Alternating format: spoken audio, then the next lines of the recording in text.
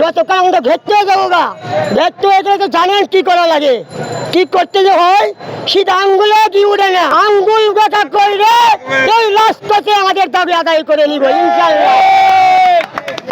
আমি একটা কথা বলবো যে বাংলাদেশ সেনাবাহিনী আমাদের অন্তত বিশ্বাসী করি, বাংলাদেশ সেনাবাহিনীকে আমরা আপ্যায়ন করি, বাংলাদেশ সেনাবাহিনীর উপরে আমাদের বিশ্বাস, বাংলাদেশ সেনাবাহিনীর উপরে আমাদের আস্থা। আমরা জানি বাংলাদেশ সেনাবাহিনী কোনো রীতিমালা বেরীতিমালা করে না, সঠিকভাবে কাজ করে। আমরা বিশ্বাস করি বাংলাদেশ সেনাবাহিনীকে, আমাদের দেশ রক্ষা করবে সেনাবাহিনী, আমাদের জীবন রক্ষা করবে সেনাবাহিনী, আমাদের বাংলাদেশ রক্ষা করবে সেনাবাহিনী। তাদের পায়ের নিচে হাত রেখে বলতে চাই, পুলিশ চলে একটা নির্যাতন, খারাপি, দুর্নীতি আমাদের রিস্কার উপরে কেন আক্রমণ করে? আমি সেনাবাহিনীর কাছে আমি জানতে চাইছি, আপনারা কি দলীয় কাজ করবেন নাকি সারা বাংলাদেশ রিস্কার শ্রমিক পেশাজীবী যত আমাদের বাংলাদেশ আছে তাদের কল্যাণে কাজ করবেন? আমি সেনাবাহিনীর কাছ থেকে জানতে চাই। আমি দুঃখের বিষয়ে বলি যে বাংলাদেশ সেনাবাহিনী আপনাদের পায়ের নিচে হাত রেখে বলি, আপনারা সঠিকভাবে কাজ করবেন। যেহেতু আপনারা আন্তর্জাতিকের মাঝে বুক পুড়ে কথা বলতে পারেন, আন্তর্জাতিক যাতে পারেন, আন্তর্জাতিক সুনাম কয়, আন্তর্জাতিক আমাদের বাংলাদেশ সেনাবাহিনীকে ধন্যবাদ জানাই, এরকম আমরা বিশ্বাস করি।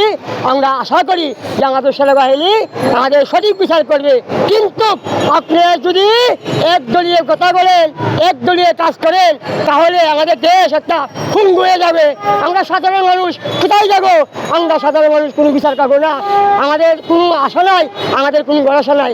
আমি সেনাবাহিনীর কাছে বলতে চাই, তার নিচে হাত রেখে যে সেনাবাহিনীর কথা, আপনারা নিজের বিরুদ্ধে কাজ করেন, আপনি নিজের পায়ে দাঁড়ান, আপনারা জনগণের কল্যাণে কাজ করেন না। আমরা কোনো অধিকার আমরা পাচ্ছি না, আমরা শুধু পাচ্ছি পুলিশের আঘাত, পুলিশের লাঠির চাষ। আমরা প্রতিবাদ করতে গেলে পুলিশের মায়ের দৌড় খাইতে হয়। কেন? আমি দেশের আমার বাপের চাষা লক্ষ্য দিয়ে দেশ স্বাধীন করেছিল কি? আজকে এই যে পুলিশের হাতের লাঠি আমার টাকার কিনা, পুলিশের গায়ে পোশাক আমার টাকার কিনা, পুলিশের ছেলে মেয়ে খাওয়ান দেয় আমার টাকার কিনা। আজকে আমার গুলাকে আমাকে পিটাইবে, মারধর করবে, শেষ চাইবে, আমি কি মেনে নেব? কখনো মেনে নিতে পারি না, নিব না। দল মত নির্বিশেষে ঐক্যবদ্ধ হয়ে আপনি একটা তৈরি করেন, দেখেন আমার করে আমি দিব, যাকে খুশি তাকে দিব। আপনি 3 বার 4 বার কথা মন্ত্রী হয়েছেন, আপনি যে উন্নয়ন করে থাকেন অন্তর দিয়ে যে উন্নয়ন করে থাকেন, আবার আপনি প্রধানমন্ত্রী হইতে পারবেন, কোনো সমস্যা নাই। আপনি তত্ত্বাবধায়ক সরকারকে ইলেকশন করেন, এইটাই মূল বিষয়। রিস্টার শ্রমিক, গার্মেন্টস শ্রমিক, লেবার শ্রমিক, যত বাংলাদেশের নাগরিক আছে সবাই এই একই দাবি যে আমরা তত্ত্বাবধায়ক সরকার চাই, তত্ত্বাবধায়ক সরকারকে অধীনে একটা নির্বাচন চাই। আমার ভোট আমি দিব, যাকে খুশি তাকে দিব।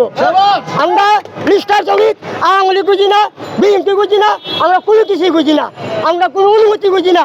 আমরা চাই রাস্তায় আসবো, রিক্সা নিয়ে আসবো, 500 টাকা কাজ করবো, ঘরে ফিরে যাবো, চাল নিবো, ডাল নিবো, তৈল নিবো, নিয়ে ছেলে মেয়ের মুখে আমরা খাবার দিব। আজকে তো আমার পড়ালে খাবার নাই, আজকে তো আমি স্কুলে মেয়ে খাড়াইতে পারি না, আমার ছেলে স্কুলে খাড়াইতে পারি না। আর ওদের মেয়ে ছেলে লন্ডন, আমেরিকা, সিঙ্গাপুর, আর আমার মেয়ে আজকে গুরু স্কুলে পড়াইতে পারি না। কেন পারি না? আপনারা রাষ্ট্রপতি হয়ে বসে আছেন, এইগুলো কি চোখ নেই? চোখে কি রাস্তা করছে? চোখে কি নিন্দা করছে? না চোখকে গেলেছেন? এইদিকে কেন আপনাদের চোখ নাই? আপনাদের চোখ খালি ডলারের কোটি কোটি টাকা বিদেশে হাজার করা, আত্মসাৎ করা, এইগুলা এই দেশে চলবে না। এই হিসাব এই বাংলার মাটিতে হবে, রিস্কার চোখে হবে ইনশাল্লাহ।